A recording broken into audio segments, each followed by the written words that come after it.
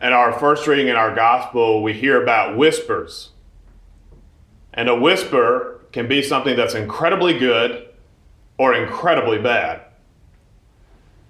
On the good side, we think about somebody who is trusted, people who care for each other, people who you can confide in as somebody that you will share a whisper.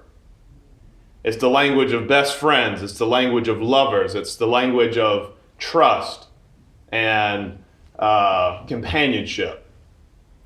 And when you feel that somebody can hear you and won't judge you, they won't condemn you, they won't interrogate you if you say something, you feel the confidence that you can whisper something to them, just for them to hear.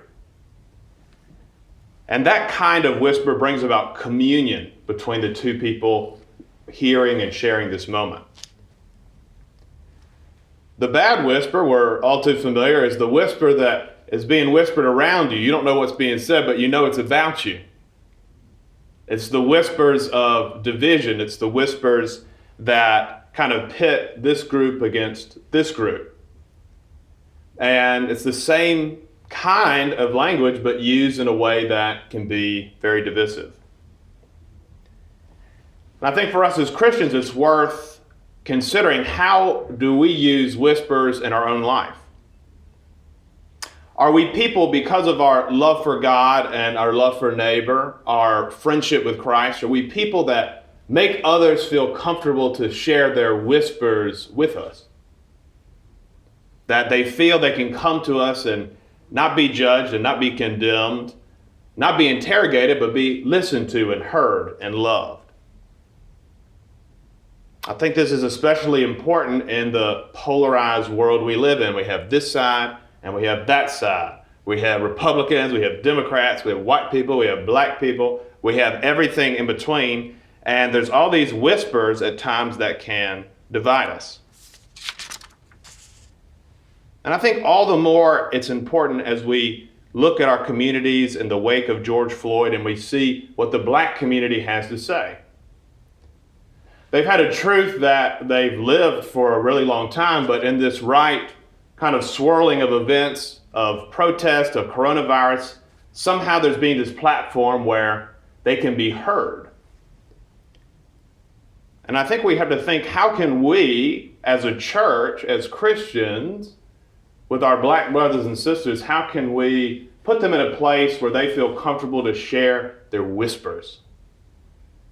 Where they don't have to scream for attention. They don't have to protest for attention, but a friend invites them to sit down and says, let me hear what you have to say.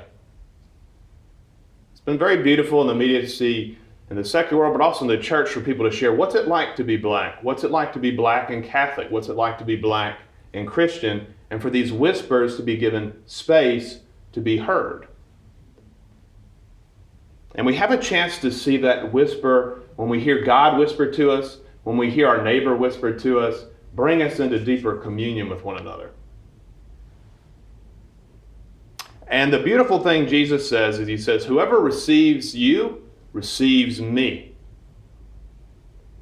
Whoever receives you receives me. And what you hear whispered, whether it's directly from my mouth or whether it's one of my people who's come into your home, go and proclaim it from the housetops. And so let us pray and think about how God is whispering to us in this time of polarization, but how God is whispering to us in our hearts, but also how he's whispering to us through our brothers and sisters. And how can we whisper to one another in such a way that deeper communion is made in our midst?